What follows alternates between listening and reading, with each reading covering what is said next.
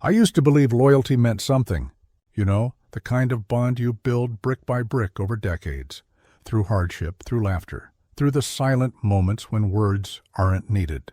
For 40 years, I stood by him, my best friend, my business partner, my brother in everything but blood, and yet it took him less than 40 minutes to choose greed over me. You ever have one of those moments where time just stops? Where you look at someone you've trusted your whole life and suddenly realize you never really knew them at all? That's what happened to me the day he sold everything we built, our company, our name, our future, to a corporate buyer behind my back. And when the papers hit my desk, I swear my hands went cold. It wasn't just business, it was betrayal. I remember standing in that empty office, looking at the framed pictures of us from our early days. Two young men with nothing but ambition and hope.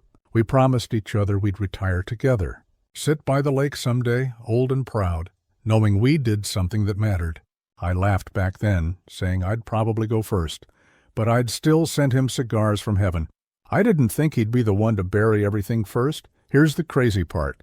When I confronted him, he didn't even look sorry. He looked relieved, like he'd been waiting years to step on me. "It's just business, old friend," he said, like he was comforting me after a loss. But I didn't feel consoled. I felt erased. 40 years of my life, gone with one signature. I didn't yell. I didn't fight. I just stood there staring at the man I once called family. He took my silence for weakness. Maybe he thought I'd fade away quietly, like an old man who'd lost his edge. But what he didn't realize is that silence isn't surrender. It's strategy. And as I walked out of that building for the last time, I told myself one thing.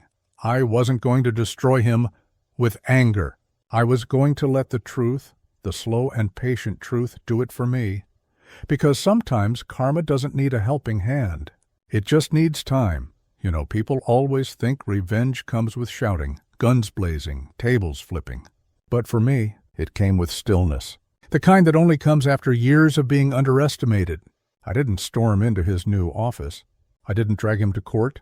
I let him believe he'd won. I started small, real small. While he was busy playing the big shot in his glass tower, I started talking to the people who made our company what it was, the ones who'd been ignored after the sale.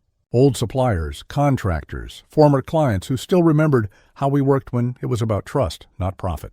I called them not as a businessman, but as an old friend checking in.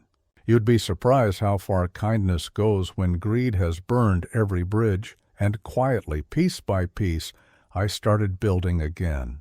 Nothing fancy, just a workshop in my garage, a phone on my desk, and a list of people who still believed in me. They said, "You really think you can start over at your age?" I smiled. "I've got more experience in my wrinkles than he has in his whole boardroom." The funny thing about people like him, they rise fast, but they rot faster. Within a year, word got out. His flashy deals started falling apart. The corporate buyers who once praised him were now whispering about ethical concerns and breach of contract. I didn't have to lift a finger. His own shortcuts were catching up, and yet I didn't feel joy, not yet. Just this strange mix of sadness and clarity. Because for 40 years, I thought we were building something for the both of us. Turns out, I was building something inside myself, a strength he could never buy or steal. I still remember the day he called me out of the blue. His voice was shaky, desperate. "They're turning on me," he said. "You have connections, right? Maybe you could help me." I didn't say no. I didn't say yes either. I just let silence hang between us, heavy as the truth he'd ignored for years. And then softly, I told him, "You taught me something valuable. That loyalty doesn't always come with a handshake. It comes with scars. You gave me mine, and I learned well." He didn't respond. Just quiet breathing on the other end, like a man realizing the storm wasn't coming. It was already here. That night, I poured myself a drink and watched the rain slide down the window, the same rain that used to hit our office glass back in the day. Except now it didn't sound like memory. It sounded like closure. But what came next? That's where karma really did her dance. A few weeks later, I got a letter in the mail, handwritten. In this age of emails and texts, that alone felt strange. The return address? His company headquarters, the same place that once had my name engraved on the door. Inside was a note that said, "Can we talk? I need your advice, please." It was almost poetic, really. The man who once told me I was too old to keep up with the modern pace of business was now asking me how to survive in that same world. I stared at the paper for a long while, the ink slightly smudged where his hand must have trembled.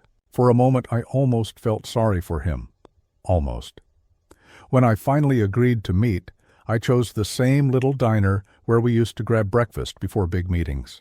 It hadn't changed much. Same peeling red booths, same coffee that tasted like burnt toast. When he walked in, I barely recognized him.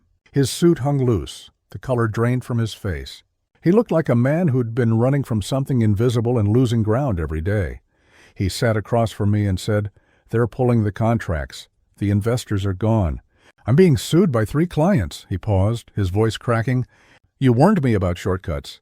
I should have listened. I didn't interrupt. I just let him speak, because silence was my weapon now. Then he leaned in, whispering like the walls were listening. "I know you started your own thing.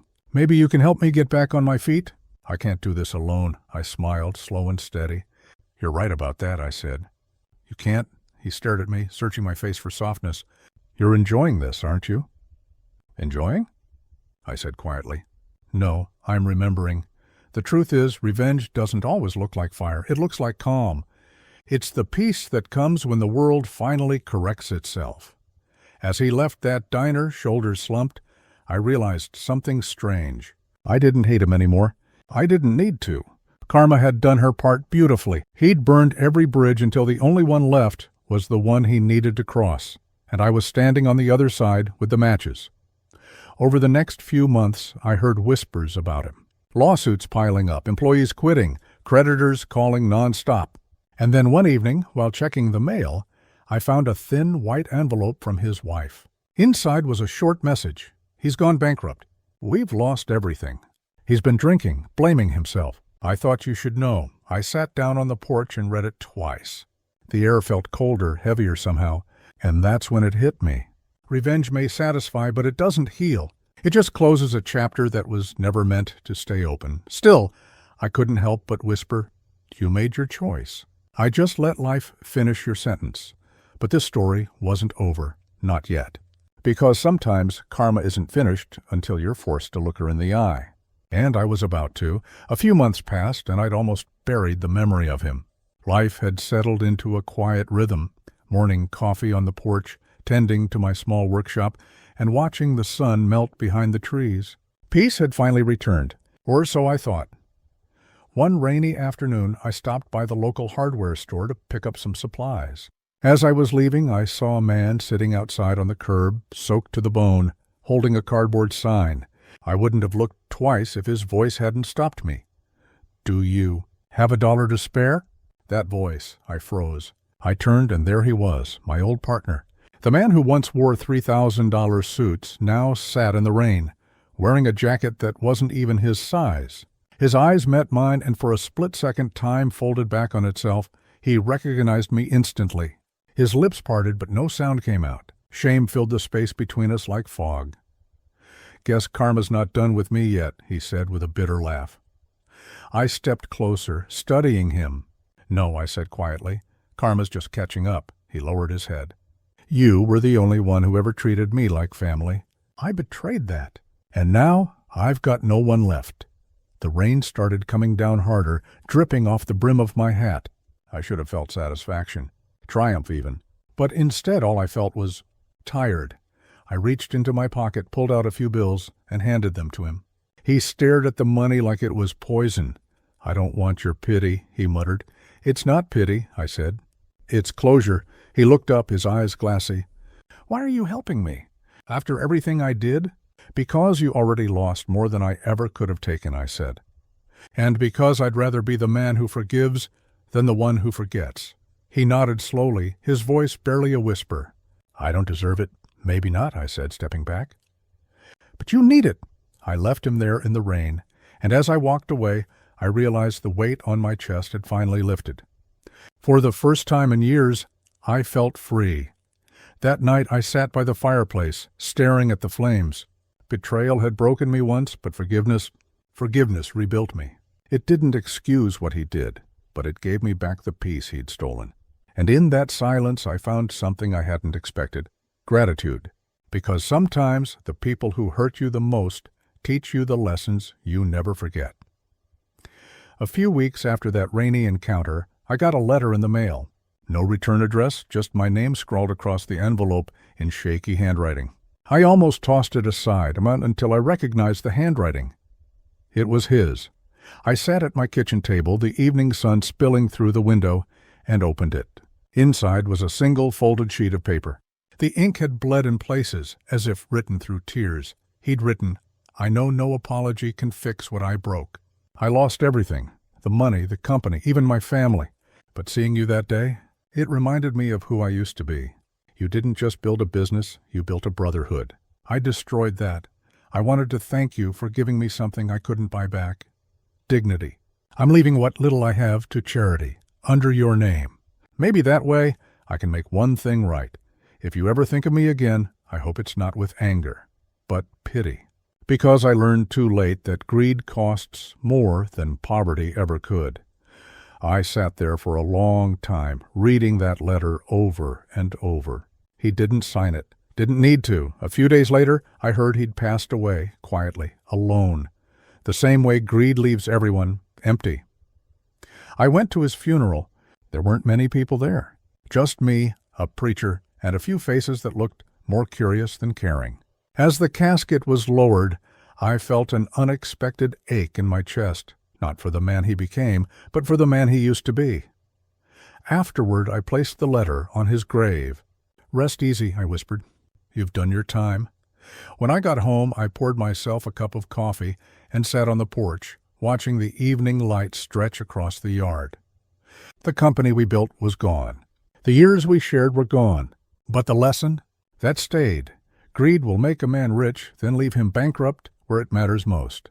But loyalty, real loyalty, doesn't die, even when people do. As the wind rustled through the trees, I smiled faintly. "You were wrong about me," I said to no one in particular. I didn't lose. I learned, and with that, I closed the book on 40 years of friendship, betrayal, and forgiveness, because sometimes the greatest revenge is peace.